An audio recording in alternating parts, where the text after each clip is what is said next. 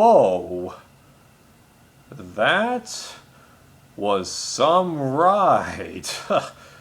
Who would have thought I'd get this stressed about a Survivor season, you know? Because, like, there were several moments in this season where I felt like, you know, doing the bit where you, like, tear your hair from your head, even though it's ridiculously hard to do that in real life, but just...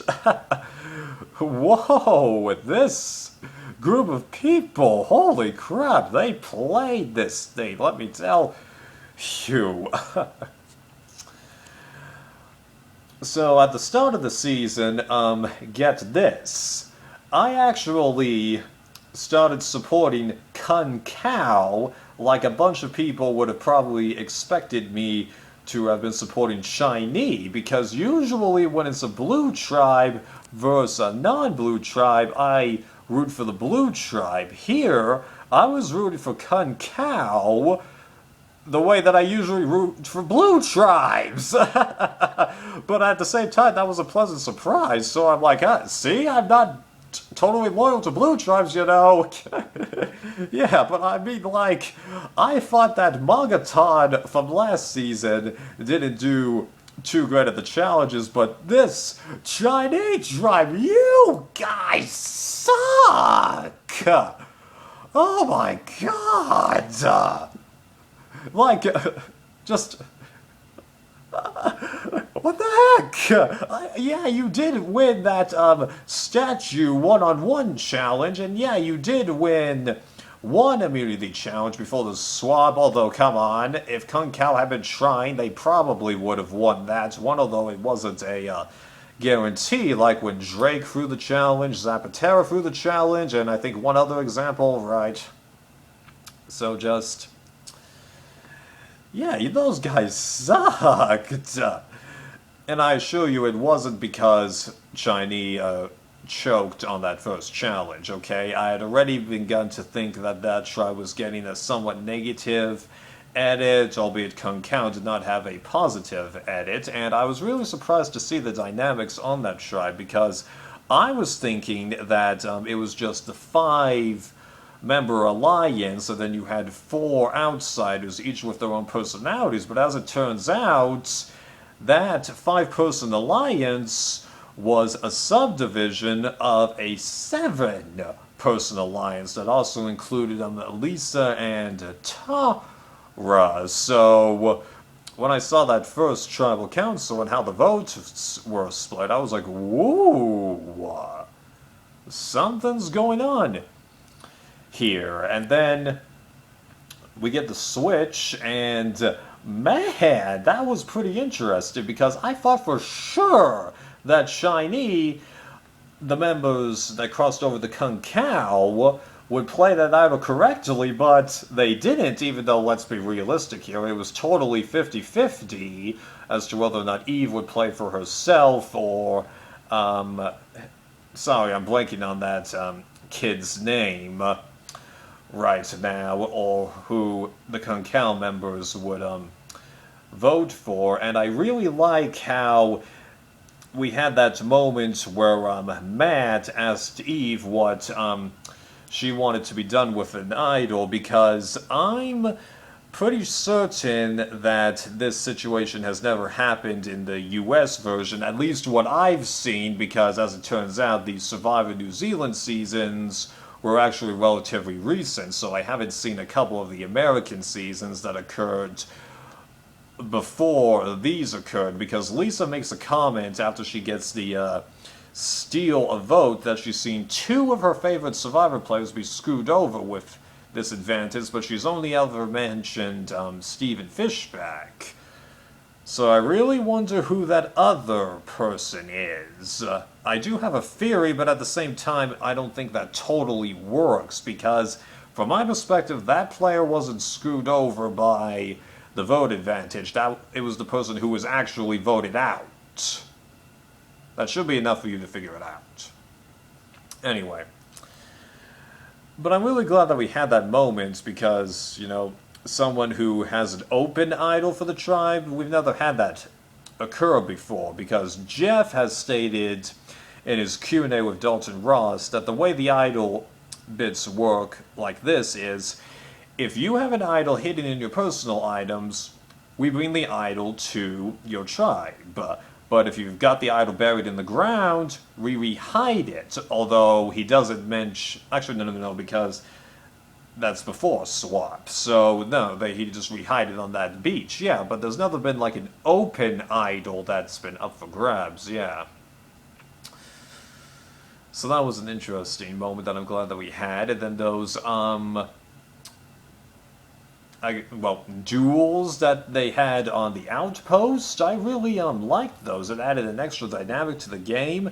Didn't alter it too much because everyone communicated and all that stuff, and that was really interesting.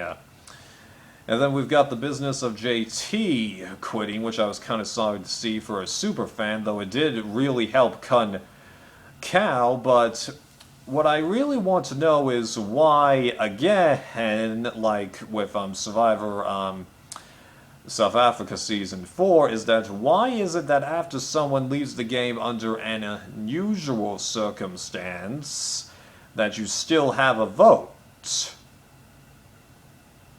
Because here they had to, scrap one tribal council entirely. Like, they could have kept the game going normally, even though I'm glad that they didn't, because it helped out Kun Kao, but I still want to point that out. Because I realized that while I was watching the season, alright? And then we've got the merge, where it's just so interesting to see how many times it felt like, again, the alliance dynamic keeps shifting, but you realize that the people that were originally supposed to go seem to be going anyway, because when you enter this merge, there's 6 Kun Kao, 4 Chinese, and the Kun Kao, they want those Chinese, boom, out, though of course Matt didn't want Dave out, but 3 of the first 4 people to go were Kun Kao, although I was really shocked that Renee switched her vote, but I guess there was just something that flipped in her mind where she's just like,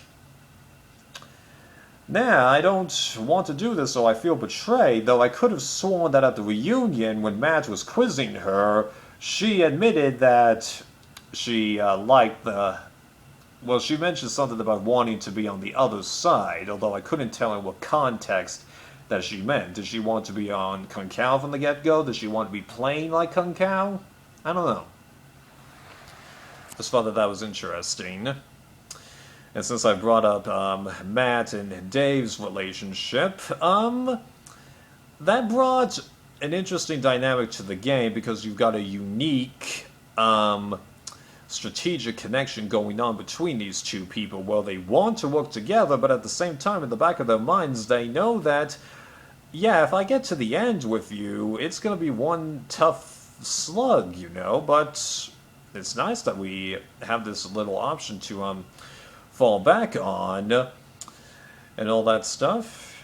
Yeah, but it did make me, that was part of the reason I actually ended up starting to root against Matt, because it seemed like he was working on eliminating Kun Kao members, though he didn't really get that much opportunity to, because as I said, after Brad left, the next 2 votes were Eve and Renee, even though I'm like, why are you not getting rid of Dave? Because Renee, I knew that she was not going to win the game, and Eve, even though I figured she had a better chance of winning than Dave, the edit that she was getting, just did not indicate to me that she would win this, so I'm like, come on, break up Adam and Eve. I mean, damn it! I really hate the fact that we had, people on opposite tribes here named Adam and Eve, because, like, I seriously cannot be the only person who says Adam and Eve instead of Dave and Eve. Come on, I really hate the fact that I do that, right? But anyways, so I was like, yeah, if you can get rid of Dave, then it's a guarantee that a Kun Kao is going to win this. And then we get to the top 6, and then Lisa makes her move and manages to get rid of Matt. And, like, even a bit before that, partially because of his relationship with Dave, and then the fact that he and Lisa weren't totally working right, even though Lisa was saying that she wanted to get rid of Matt, I had decided that between those two as my favorite Concal, I would rather have Lisa win over Matt. So, on the one hand, I was glad that she did that, but I'm like, you're still keeping Dave. You gotta get rid of this guy. And then, like, at the Final Four, she had the perfect ability to get rid of Dave there because Tez, she goes up to Lisa and says, yeah, I'm voting for Dave. He's got no options at this point. Come on. You can come with me and we can get rid of him, especially since Tara had said that she was going to vote for Lisa since they couldn't vote out Tez. So I was just like, you're throwing away a great opportunity, although I was glad to see that finally in a Final Four there was a 2-1-1 vote, albeit Tez ended up throwing away her vote because it seemed kinda prearranged that she wanted to go because she felt that Dave and Lisa were more deserving, but if that's the case, why didn't you just lay down your torch? I guess she, trusted them that much, yeah. So, like, all this time, I'm just like, metaphorically tear my hair out every single tribal council. Especially once I'm like, okay, phew, he didn't play his item. Now, come on, prime opportunity.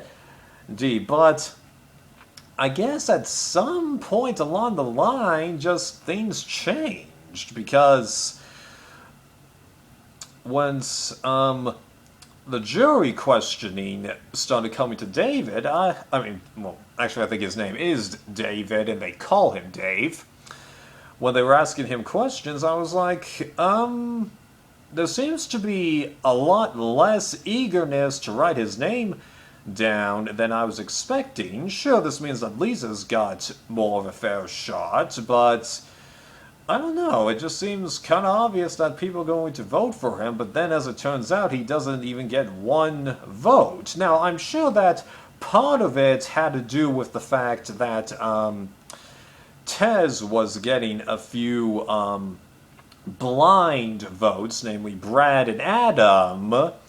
So the other members realized, oh hey, if we vote for the people that we think ourselves are more deserving, there's a very good chance that Tez could win this game. Because my thinking was, Eve and whoever the first person was that was voted out at the merge, they would vote for Dave. And that Matt, even though Dave's a good friend of his, if he tries to use this, he's a little more likely to vote for Lisa. So, and because Renee is a wild card, and I felt Tez was kind of a wild card too, so I'm sure that that had something to do with it, but then also Matt telling everyone in the jury house that he's friends with Dave. I actually was really disappointed by that, because they had kept it a secret all the way until that point, and Dave could have won the game, theoretically, if Matt had done that, because there's a few people, including Dave, who say, I think that did ultimately hurt me, but all of them say it was a partial thing, because everybody's individual part in this game did play with their decisions and all that stuff, but yeah, I just kind of wish that he hadn't done that, even though that might have made it tougher for Lisa to win. So when I was watching those final votes come out, I'm like, wait, what the heck? How is Dave not getting the vote? What? Tez has 3 votes? Oh, please don't tell me she wins. That would just be the worst of... Oh, thank God. Yeah. That was a huge sigh of relief. After all that, yeah. And what's funny is that I actually was able to predict who Renee, Tara, and I thought there was one other swing votes there. Well, Eve, yeah, I was able to figure out who all they voted for, and I was, kind of shocked by that, because for someone who had been this surprised by how the season kept turning out, to actually be able to predict all the votes, albeit since I knew that 2 of Tez's 3 votes had to have been Brad and Adam, that did make it easier, but yeah, just a real surprise this season. The outcome that I wanted, but the amount of stress and scariness that I had to go through to get there, I'm not used to that, because, as I've said in my Survivor videos, one of my top picks actually ended up winning from Redemption Island to Kara Mode, okay? But those picks were, kind of obvious as more favored to win those respective seasons, so once you get to the final 3, it wasn't that surprising, but yeah. I mean, like, this is the kind of season that people want to see for a reality show, but I'm just not totally used to this, or at least not with Survivor. It's possible that I feel this way with Big Brother, but as I've said, on Big Brother, almost everyone has a chance to win that season. Survivor, nah. There's tons of people that get on that beach and have a 0% chance.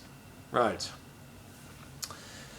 So, hopefully you were able to follow all of that, and, hope you enjoyed this video. Oh!